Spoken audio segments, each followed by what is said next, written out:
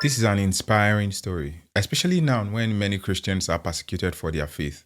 Check this out. So recently in Egypt, there's a young man there, and I say young man, and you have to understand he's a new believer. So he's not a Christian that's been to Bible college or has spent a lot of years being a Christian. He converted from Islam in Egypt, and his uncle found out. So his uncle beat him, took him to a building, stripped him naked, tied his ankles and his wrists together with rope, and lifted him into the roof of the building and said, "I'm going to beat this new religion out of you." And for 64 days, he would lower him to the ground to give him some food and some water, and then would raise him. For 64 days, this carried on. Now just imagine, he's having to go to the toilet. So every time he's lowered into his own mess. And on the 64th day, he's hanging there and he's praying, new believer. And he said, "Lord Jesus, I just want to be clean." So the uncle came, lowered him as usual, but strangely this time, he left the building.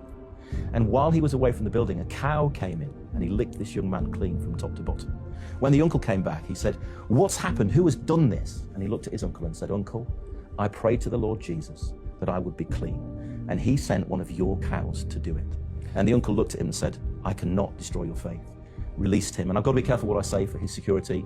That young man is now reaching out to other Muslims and planting small groups of Christians in Islamic settings. So a young, new believer with the confidence to live fully for Jesus in that environment encourages us, I think, to live for Jesus in our environment where we are in the UK. I often say, count the cost.